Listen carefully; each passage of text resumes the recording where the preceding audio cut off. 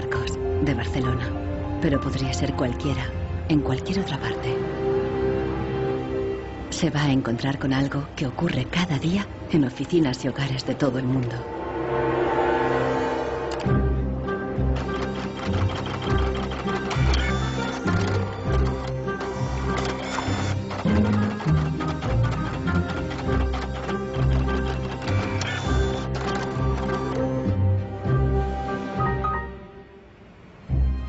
Una pieza de la impresora ha fallado y el fabricante recomienda llevarla al servicio técnico. El meu tècnic fa un diagnòstic previ, pero aquest diagnòstic ja són 15 euros més IVA. Seguramente será difícil encontrar las piezas para poder repararla. Realment, reparar-la no li surt molt a compte. Que reparar-la parlem d'uns 110, 120 euros. Tienes impresoras desde 39 euros. Jo t'aconsellaria que miressis impressores noves. Així que, sens dubte, jo em compraria una nova, No es casualidad que los tres vendedores sugieran comprar una nueva impresora.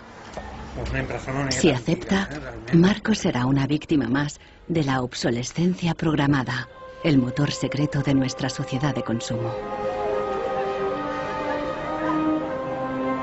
Our role in life seems to be just to consume things with credit, to borrow money to buy things we don't need.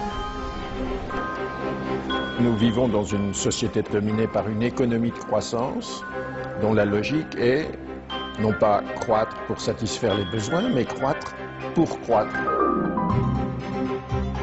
So if the consumer does not purchase, the economy is not going to grow. Planned obsolescence, the desire on the part of a consumer to own something a little newer, a little sooner than is necessary.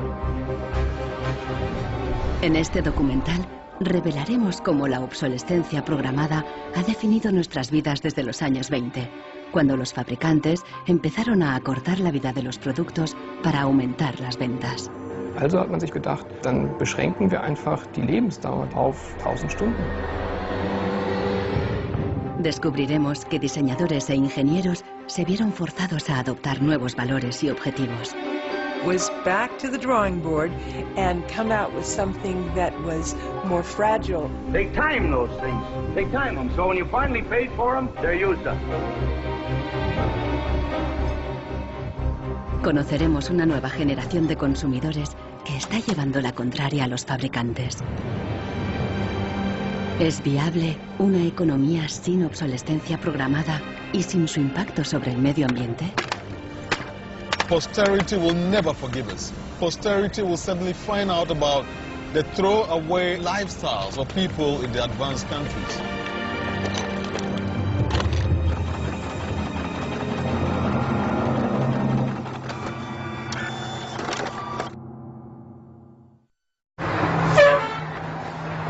Welcome to Livermore, California, home of the longest burning light bulb in the world. My name's Lynn Owens, and I am chairman of the Light Bulb Committee. It was in 1972 when we discovered that the light bulb that was hanging in the fire station was a significant light bulb.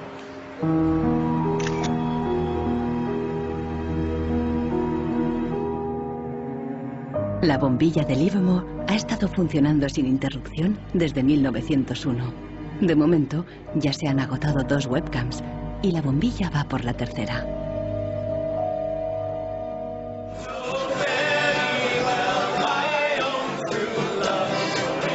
En 2001, cuando la bombilla cumplió un siglo, Livermore organizó una gran fiesta de cumpleaños al estilo americano.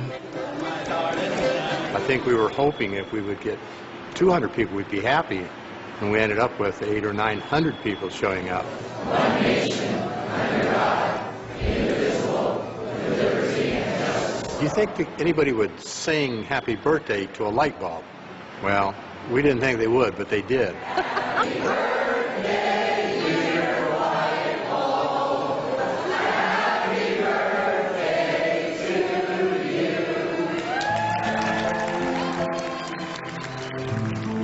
The origin of the bulb was, it was produced in a town called Shelby, Ohio, back around 1895, and put together by some very interesting ladies that I have some pictures of, and some gentlemen that invested in the company. The filament was invented by Adolphe Chaillet. He invented his filament to last.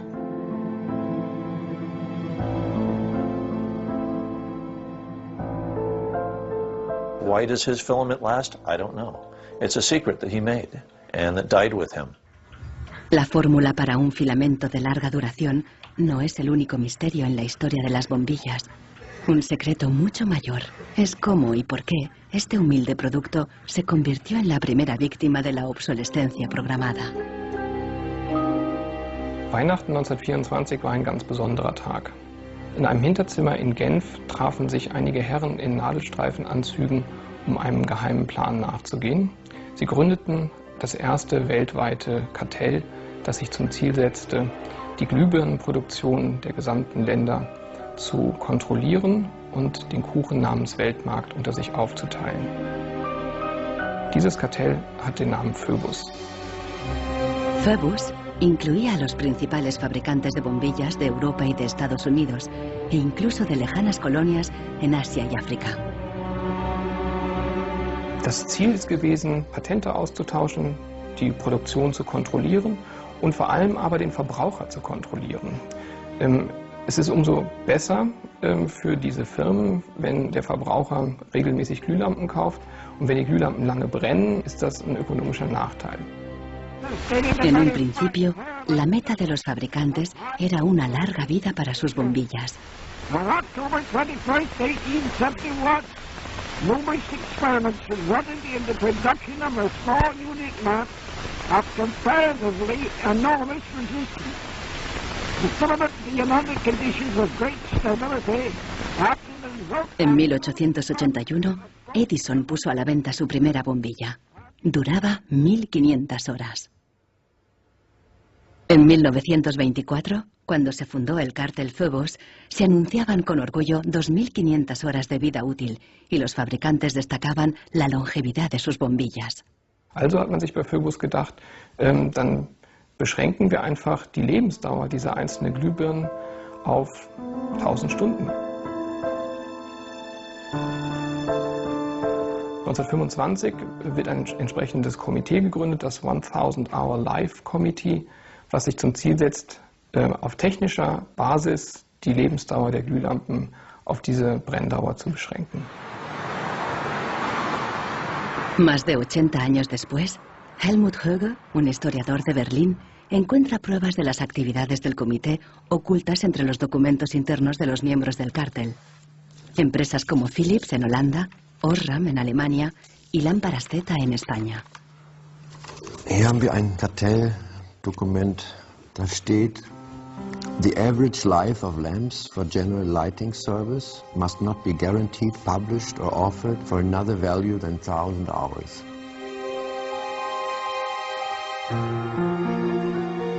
Presionados por el cártel, los fabricantes realizaron experimentos para crear una bombilla más frágil que cumpliera con la nueva norma de las 1000 horas.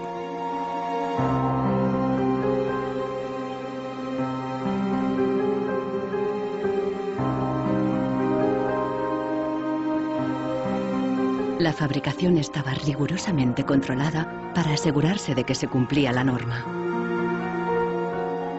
Eine Maßnahme bestand beispielsweise darin, einen Prüfstand zu errichten, in dem viele kleine Sockel zu finden sind, in die dann wiederum einzelne Exemplare aus verschiedenen Produktionsreihen eingeschraubt wurden, und Firmen wie Osram haben dann genauestens protokolliert, wie lange diese Lampen brannten.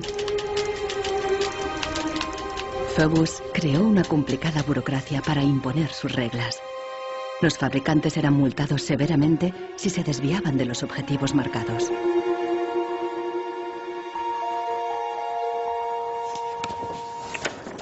Hier haben wir eine Straftabelle aus dem Jahr 1929, die genau zeigt, wie viel Schweizer Franken Strafe für 1000 verkaufte Glühbirnen die Mitglieder des Kartells zahlen müssen, wenn die Lampen länger halten als zum Beispiel 1500 Stunden.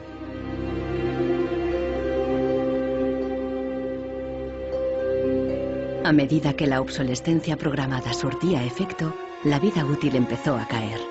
En solo 2 años pasó de 2.500 horas a menos de 1.500. En los años 40, el cártel ya había conseguido su objetivo. Una bombilla estándar duraba 1.000 horas. I can see how this was very tempting in 1932. I think at the time sustainability was actually substantially less of an issue because I don't think they looked at the planet as being one with finite amount of resources. They looked at it as from an abundance perspective. Ironically, the light bulb has always been a symbol for ideas and innovation, and yet it's one of the early and best examples of planned obsolescence. En las décadas siguientes se patentaron docenas de nuevas bombillas, incluso una que duraba 100.000 horas. Pero ninguna llegó a comercializarse. Offiziell hat es ja Philips eigentlich nie gegeben, wenn auch diese Spuren der Öffentlichkeit nie ganz verborgen gewesen sind. Die Strategie dahinter ist, sich in bestimmten Zeitabständen immer wieder umzubenennen. Dann heißt es mal internationales Elektrizitätskartell, dann mal wieder irgendein anderer Name. Entscheidend ist, dass diese Idee als Institution natürlich weiter besteht.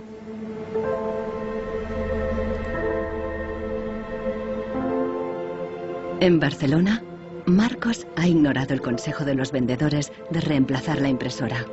Está decidido a repararla y ha encontrado a alguien en Internet que ha descubierto qué le ocurre a su impresora. It's the dirty little secret of inkjet printers. I tried to print a document and it said parts inside your printer require replacement, so I decided to do a little servicing of my own. Hello, Marcos. I got your message. Marcos ha contactado con el autor del video. How are you? I looked into it, and it turns out that there's a thing in the bottom of the printer called a waste ink reservoir. And the way inkjet printers work is they constantly have to clean the print heads, and they do that by squirting ink through them down a hole in the bottom of the printer into this great big sponge. There's just a preset time when it's squirted a certain number of drops down there that then the printer decides it's full of ink and won't function anymore. Mm-hmm. The justification is they don't want to put ink all over your desk. But I think the problem goes deeper than that. It's the way the technology works. It's just designed to fail.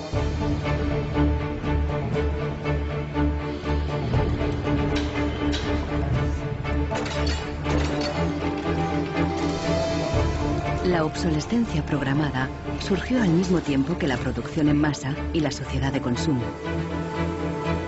The whole issue with products being made to last less long is part of a whole pattern that began in the Industrial Revolution when the new machines were producing goods so much more cheaply, which was a great thing for consumers, but consumers couldn't keep up with the machines. There was so much production.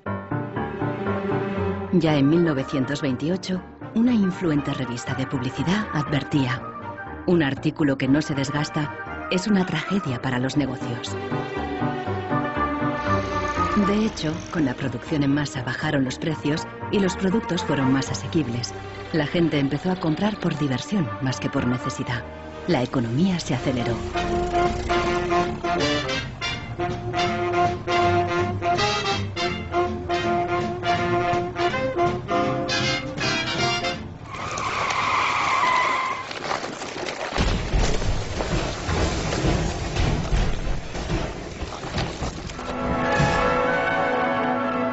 En 1929, la crisis de Wall Street frenó en seco la incipiente sociedad de consumo y llevó a los Estados Unidos a una profunda recesión económica.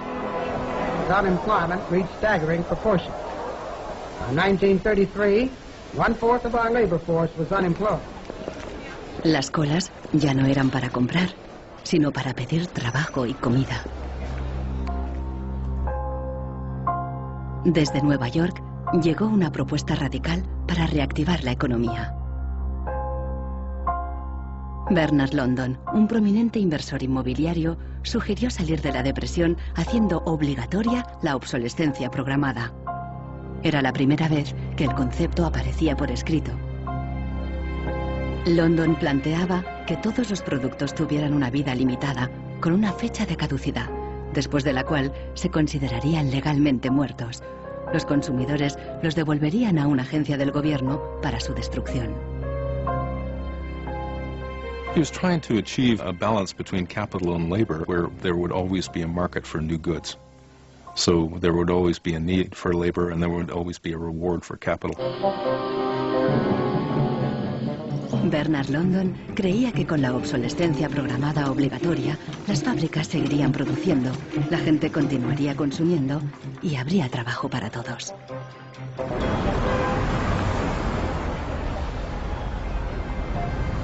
Giles Slade está en Nueva York para saber más sobre la persona que hay detrás de la idea. Se pregunta si con la obsolescencia, Bernard London pretendía maximizar los beneficios o bien ayudar a los parados. Dorothea Weitzner conoció a Bernard London en los años 30 durante una excursión familiar. Don't tell me which one he is. Okay. Let's see. Oh, isn't that interesting? Yes. Definitely intellectual looking. And you met Bernard London in 1933. When I was about 16, 17, my dad and mother had this big Cadillac car, which was the size of a Zeppelin. Mother was driving like a chauffeur. Dad was in the front, and Mr. and Mrs. London were in the back of the big limousine. Dad said that Mr. London should explain his philosophy to me. He's a very interesting man. And he just told me in a few words that that was his idea to reduce the depression. We were in an economic mess, worse than today even. He was obsessed with this idea. Like an artist is utterly obsessed with his paintings, you know. He actually whispered to me in the car, afraid that his theory might be too radical. De hecho, la idea de Bernard London pasó inadvertida y la obsolescencia obligatoria nunca se puso en práctica.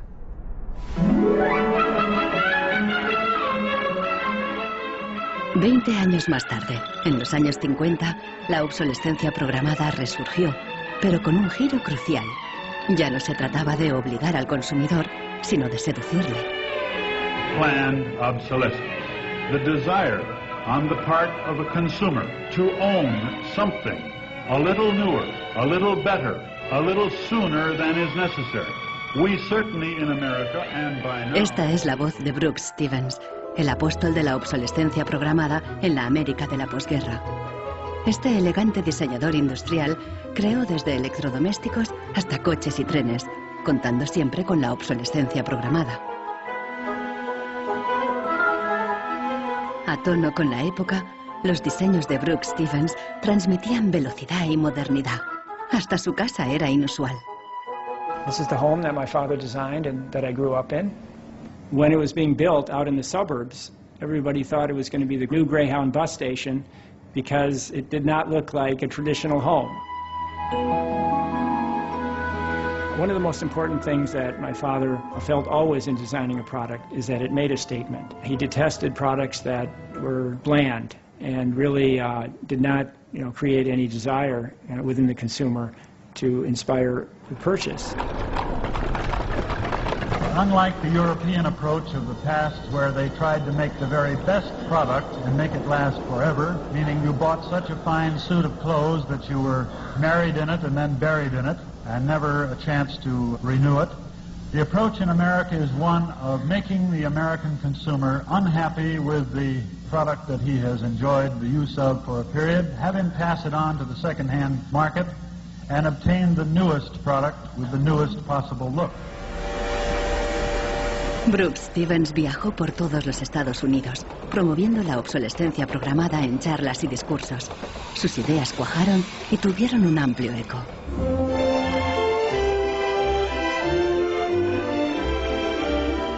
Women and men alike are increasingly interested in the look of things. They eagerly give their attention to what's new and beautiful and advanced.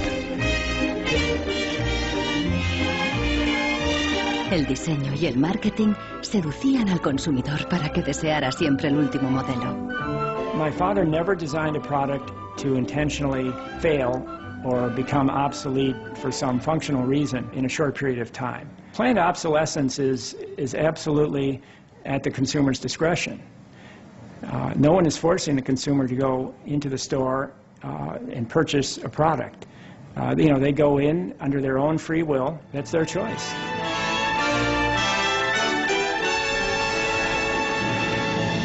Libertad y felicidad a través del consumo ilimitado. El estilo de vida americano de los años 50 sentó las bases de la sociedad de consumo actual.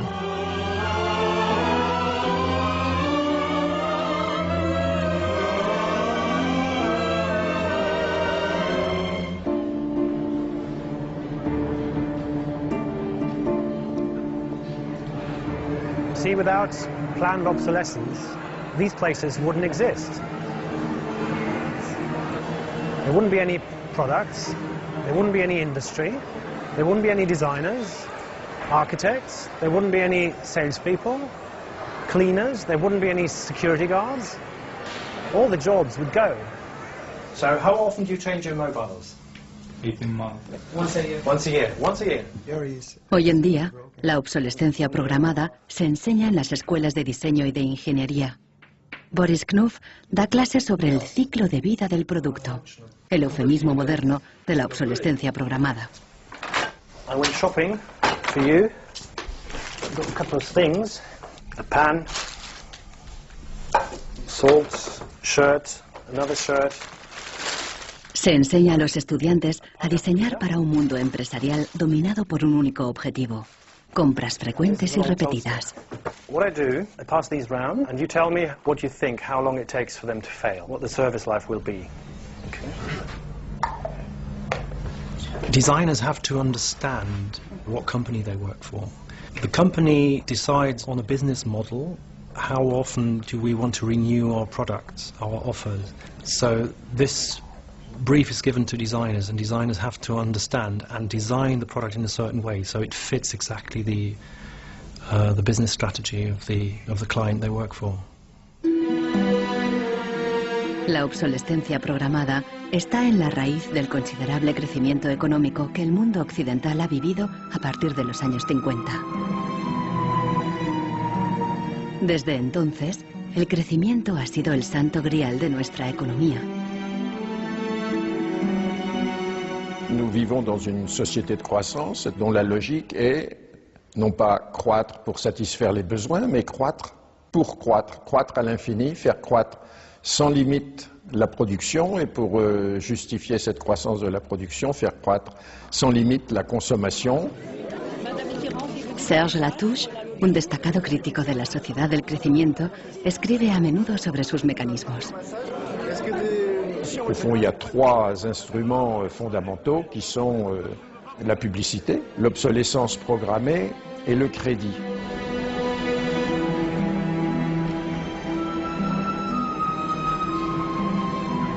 In the last generation or so, our role in life seems to be just to consume things with credit, to borrow money to buy things we don't need. That makes no real sense to me at all. Los críticos de la sociedad del crecimiento alertan de que no es sostenible a largo plazo, porque se basa en una contradicción flagrante. Celui qui croit qu'une croissance infinie est compatible avec une planète finie est soit un fou, soit un économiste. Le drame, c'est qu'au fond, nous sommes tous des économistes maintenant. Why is it that a new product is created every 3 minutes somewhere in the world? Is this necessary? I think a lot of people have realized that things need to change when they're being told by politicians to go shopping or to start consuming as the best way to restart the economy. On peut dire qu'avec la société de croissance, on est embarqué dans un bolide qui désormais manifestement n'a plus de pilote, qui va à toute allure et dont on peut prévoir le destin qui est soit de se fracasser contre un mur, soit de sombrer dans un précipice.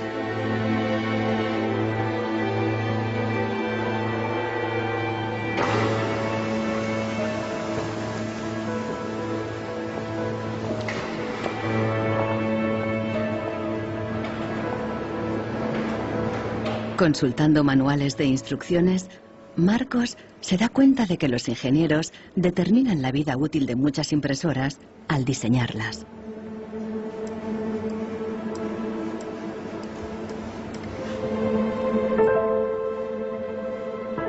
Lo consiguen colocando un chip dentro de la impresora.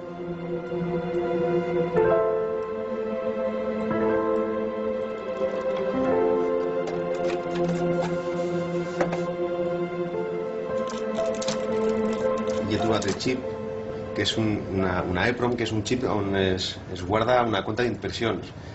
I quan s'arriba a una determinada compta és quan es bloqueja la impressora i deixa d'imprimir.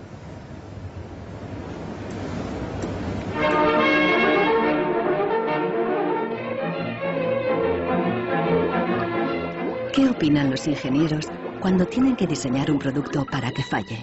El dilema se refleja en un clásico del cine británico de 1951, donde un joven químico inventa un hilo que no se desgasta nunca. El químico cree que ha conseguido un gran progreso.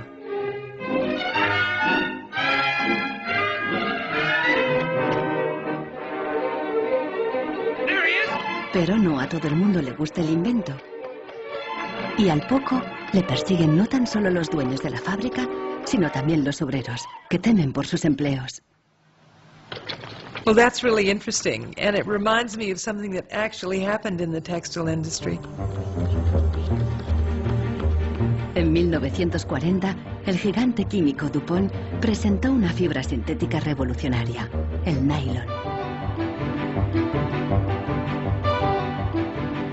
Para las mujeres, las medias duraderas eran un gran progreso, pero la alegría duró poco. My father worked for DuPont before and after the war in the nylon division, and he told me a story about how when nylon first came out and they were trying it out for use in stockings, the men in his division were asked to take these stockings home for their wives and girlfriends to try out. My father brought them home to my mother, and she was delighted with the first products because they were so sturdy. Los químicos de DuPont tenían motivos para estar orgullosos. Incluso los hombres admiraban la resistencia de las medias de nylon. The problem was they lasted too long. The women were very happy with the fact that they didn't get runners in them. Unfortunately, this meant that the companies producing the stockings were not going to sell very many. DuPont dio nuevas instrucciones al padre de Nichols Fox y sus colegas. For the men in his division, it was back to the drawing board to try to make the fibers weaker and come out with something that was more fragile and would run so that the stockings wouldn't last as long. Los mismos químicos que habían aplicado todo su saber para crear un nylon duradero siguieron la corriente de la época y lo hicieron más frágil. Ese hilo eterno desapareció de las fábricas, igual que en el cine. We need control of this discovery. Complete control. If you want twice the amount of that contract, we will pay it. $250,000. To suppress it. Yes. ¿Qué opinaban los químicos de DuPont de reducir la vida de un producto deliberadamente? Must have been frustrating for the engineers to have to use their skills to make an inferior product after they'd tried so hard to make a good product. But in a way, I suppose that's the outsider's view. Probably they just had a job to do. Make it strong, make it weak. That was their job. Engineers were in a really complicated ethical time. This confrontation with planned obsolescence provoked them to examine their most basic ethical concepts. There was an old school of engineers who believed that they should make a permanent, usable product that would never break. And there was a new school of engineers that were driven by the market who were clearly interested in making the most disposable product that they could. And this debate resolved itself by these new school of engineers taking over. La obsolescencia programada no solo afectó a ingenieros. La frustración de los consumidores se hizo eco en el clásico teatral de Arthur Miller, Muerte de un viajante. Como Willy Lomax, los consumidores solo podían quejarse. Once in my life, I'd like to own something outright before it's broken. I'm always in a race with the junkyard. Just finished paying for the car and it's on its last legs. The refrigerator consumes belts like a crazy maniac. They time those things. They time them, so when you finally paid for them, they're used up. Los consumidores no sabían que al otro lado del telón de acero, en los países del bloque del Este, había una economía entera sin obsolescencia programada.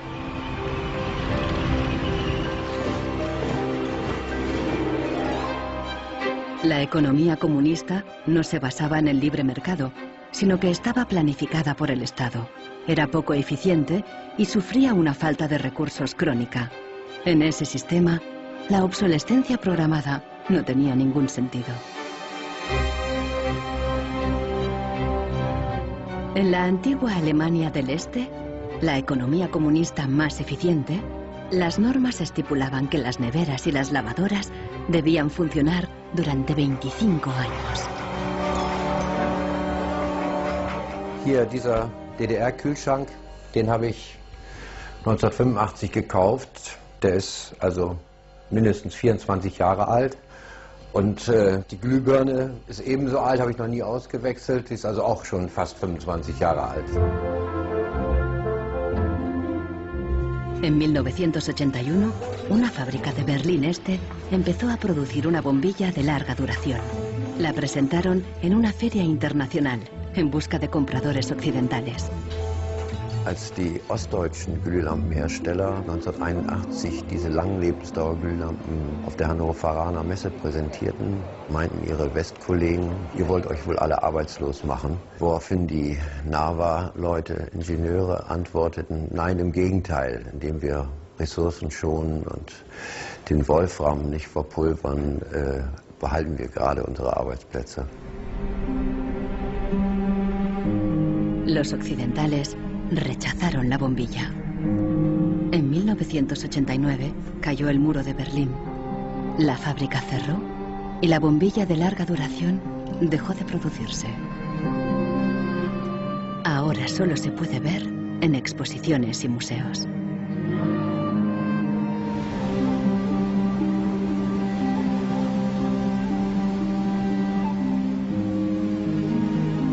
Veinte años después de la caída del muro de Berlín, el consumismo desenfrenado se da tanto en el este como en el oeste.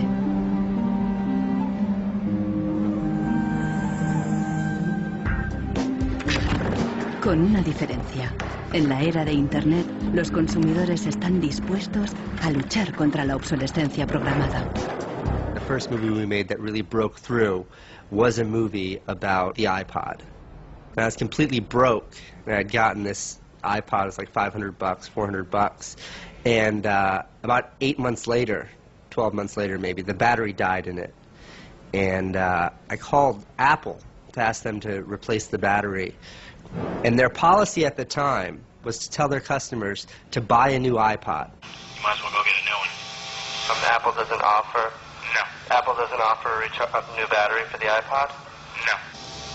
It wasn't that the battery died that was annoying, because in my Nokia cell phone, the battery dies, you buy a new battery. Even in my Apple laptop, when the battery would die, you replace the battery. But in the iPod, this expensive piece of hardware, when the battery died, you had to replace the entire unit.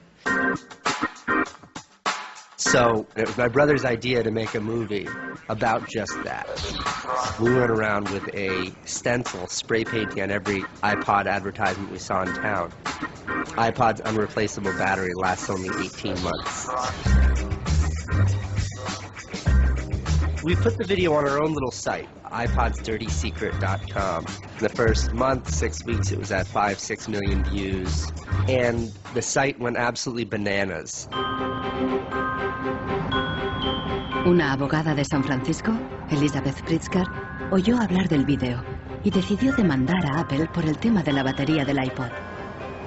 Medio siglo después del caso del cártel, la obsolescencia programada llegaba de nuevo a los tribunales.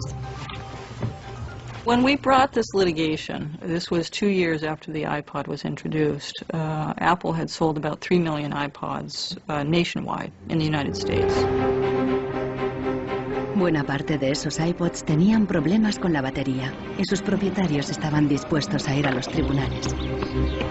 Uno de ellos era Andrew Westley.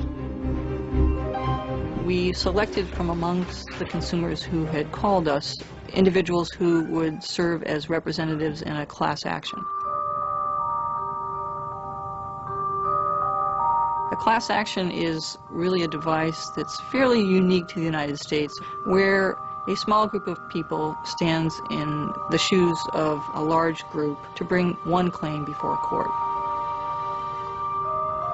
My role in that case was as class representative on behalf of thousands, maybe tens of thousands of people. The case came to be known as Wesley versus Apple. When my friends and family learned that this was a major case, they thought I was, becoming a radical. Here I am going to sue, I was the next Aaron Brockovich. En diciembre de 2003, Elizabeth Pritzker presentó la querella ante el Tribunal del Condado de San Mateo, a un tiro de piedra de la sede central de Apple. We asked Apple for a number of technical documents regarding the battery life in the iPod, and we received a lot of technical data about the battery design, about the testing of the battery, and learned through that discovery that the type of the lithium battery that was contained within this iPod was designed, by design, to really only have a short period of life. I do think that Apple's development of the iPod was intended to be one of planned obsolescence. Después de meses de tensión, las dos partes llegaron a un acuerdo. Apple creó un servicio de recambio y prolongó la garantía a 2 años. Los querellantes recibieron una compensación. One thing that really bothers me personally is that Apple really promotes itself as a young, hip, forward-thinking company, and for a company like that not to have a good environmental policy that allows consumers to return products for proper recycling and disposal really is really counterintuitive and counter to their message.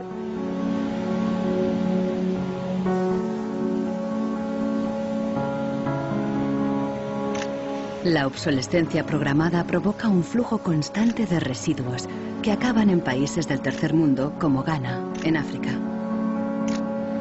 It's been between 8 and 9 years now when I noticed that loads and loads of containers were coming to this country with electronic waste. We're talking about end-of-life computers, end-of-life television sets, which nobody wants in the developed countries. Un tratado internacional prohíbe enviar residuos electrónicos al tercer mundo. Pero los mercaderes usan un simple truco: declararlos productos de segunda mano.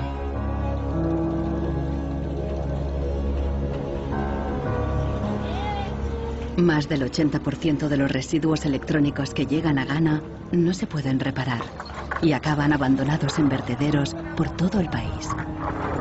We are at the dump site here in Agbogbloshi. In the past, we have this beautiful river called the Odor River, that meandered its way through this area. It was teeming in the past. It had so much fish. So we actually attended a school not very far away from here.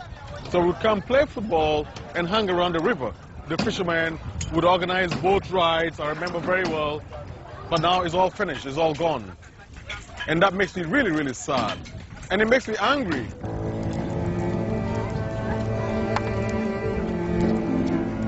Hoy en día, aquí no hay niños jugando después de clase. En su lugar, jóvenes de familias pobres vienen a buscar chatarra. Queman la funda de plástico de los cables para obtener el metal que llevan dentro.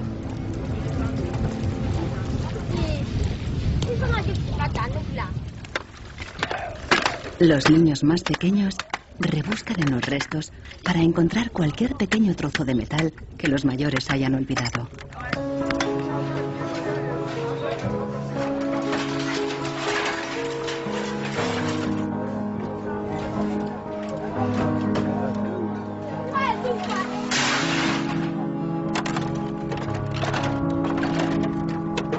Those behind the shipments have said that, well, we're trying to bridge the digital divide between Europe, America, and then the rest of Africa and Ghana, of course. But the reality is that these computers that are sent here simply do not work. There's no point in receiving electronic waste when you cannot deal with it, more so when you did not produce it and your country is being used as the world's trash bin.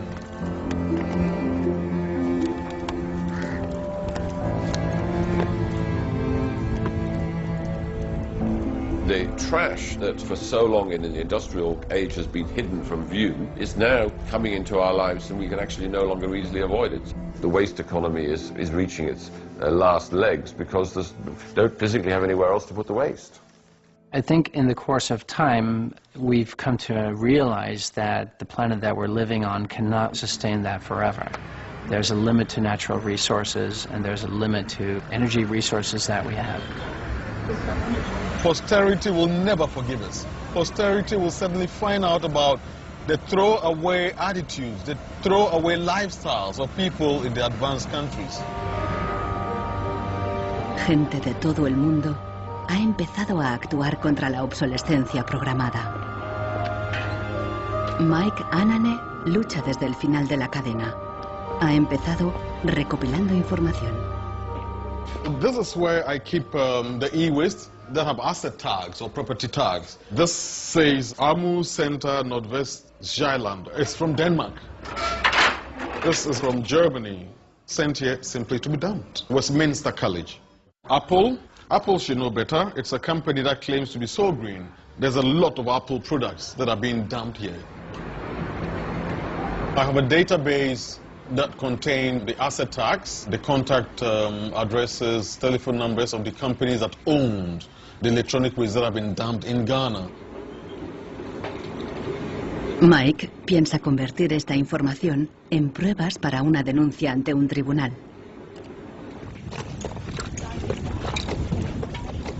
We need to take some action, some punitive measure. We need to sue people so they stop dumping e-waste in Ghana.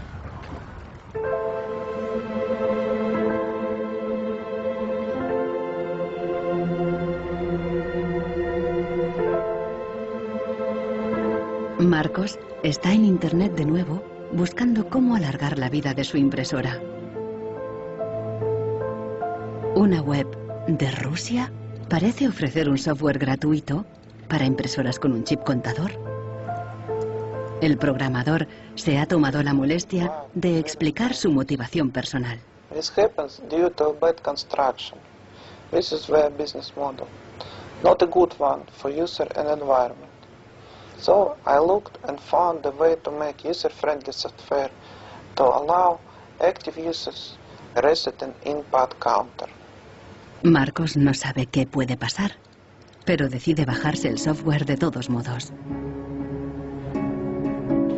Desde un pequeño pueblo en Francia, John Zácara lucha contra la obsolescencia programada, ayudando a gente de todo el mundo a compartir ideas de negocio y de diseño. In all poorer countries, things are repaired automatically. The notion you throw a product away just because it breaks for some reason is completely unknowable and unthinkable, actually, to somebody in the south. In India, there's an actual word, jugaad, to describe this tradition of being able to fix things pretty much regardless of the complexity of it. We try to find people who are actively doing projects in the world rather than just talking about things or making abstract statements about how awful things are or what has to be changed. Uno de ellos es Warner Phillips, descendiente de la dinastía de los fabricantes de bombillas. I remember my grandfather taking me to one of the Philips factories in Eindhoven to show me how light bulbs were mass manufactured in factories, which is very, very cool.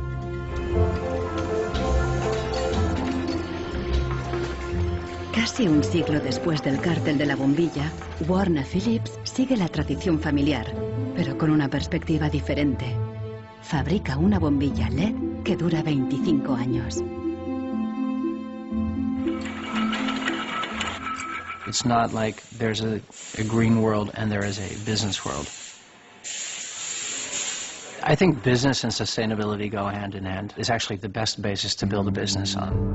And the only really real way to do that, I believe, is to factor in the true costs of the resources that have been used, but you also look at the energy consumption, you also look at the indirect energy consumption of transportation. Si on faisait vraiment payer aux transporteurs le coût réel du transport, sans parler du fait que le pétrole est une ressource non renouvelable et pour lequel on n'a pas vraiment de substitut, je dirais que le prix du transport devrait être multiplié par 20 ou 30. If you factor all of that into every product that you manufacture, then there will be huge incentives for manufacturers and entrepreneurs all over the planet to make products that last forever. También se puede luchar contra la obsolescencia programada replanteando la ingeniería y la producción de los productos. Un concepto nuevo, de la cuna a la cuna. Afirma que si las fábricas funcionaran como la naturaleza, la propia obsolescencia quedaría obsoleta. Wenn man über Umweltschutz redet, meint man bei uns immer sparen, verzichten, vermeiden, reduzieren, Nullabfall, weniger schädlich. Wenn man sich die Natur im Frühling anschaut, ein Kirschbaum, kein Sparen, kein Verzichten, kein Vermeiden. El ciclo natural produce en abundancia, pero las flores caídas y las hojas secas no son residuos, sino nutrientes para otros organismos. Die Natur kennt keine Abfälle, sondern sie kennt nur Nährstoffe. Braungart cree que la industria puede imitar el ciclo virtuoso de la naturaleza. Y lo demostró al rediseñar el proceso de producción de una fábrica textil suiza. Wenn man zum Beispiel einen Stoff hat dazu, ein Sofa damit bezieht oder ein Stuhl, dann sind die Zuschnitte, was man abschneidet, so giftig, dass es als Sondermüll entsorgt werden muss. Braungart descubrió que la fábrica usaba, por inercia, cientos de tintes y productos químicos altamente tóxicos. Para fabricar los nuevos tejidos, Braungart y su equipo redujeron la lista a solo 36 sustancias, todas biodegradables. Wir suchen jetzt alle Zutaten raus, dass man sie auch essen könnte. Das heißt, Sie können die klein schneiden und in Müsli packen, wenn Sie wollen. Wenn man eine Müllgesellschaft hat, ist jedes kurzlebige Produkt natürlich ein Müllproblem. Wenn es aber eine Gesellschaft ist, die Nährstoffe macht, ist jedes kurzlebige Produkt wieder eine Chance, etwas Neues zu machen. Para los críticos más radicales de la obsolescencia programada, no basta con reformar los procesos productivos. Quieren replantear nuestra economía y nuestros valores. C'est une vraie révolution. C'est d'abord une révolution culturelle, parce que c'est un changement de paradigme, c'est un changement de mentalité. Esta revolución se llama decrecimiento. Serge Latouche viaja de charla en charla explicando cómo abandonar la sociedad de crecimiento definitivamente. La décroissance, c'est un slogan provocateur qui a pour fonction de rompre avec le discours un peu euphorisant de la croissance possible, infinie, soutenable, et donc pour marquer la nécessité de changer de logique. L'essentiel du programme, en quelque sorte de la décroissance, tient en un mot réduire. Réduire notre empreinte écologique, réduire nos gaspillages, notre surproduction, notre surconsommation. Réduisant la consommation, en réduisant la production, mais en libérant du temps libre, on peut développer d'autres formes de richesse qui ont l'avantage de ne pas s'épuiser quand on les consomme, comme l'amitié, le savoir. We increasingly rely on objects to give us a sense of self-esteem and identity. It's partly the consequence of the breakdown of things that used to give us identity, like membership of a community or relationship to the land, or all sorts of soft and social things which have been replaced by consumerism.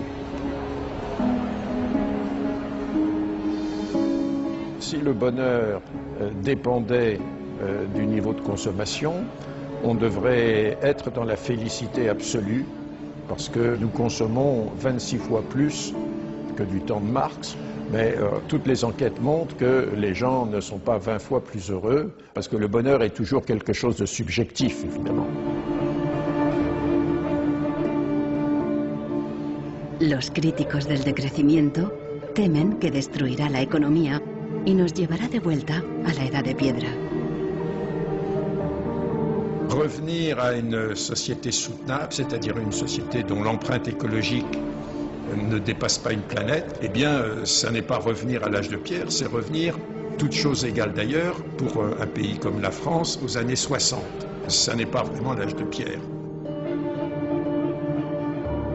On peut dire que la société de décroissance réalise la vision de Gandhi qui disait le monde est assez grand pour satisfaire les besoins de tous, mais il sera toujours trop petit pour satisfaire l'avidité de quelques-uns.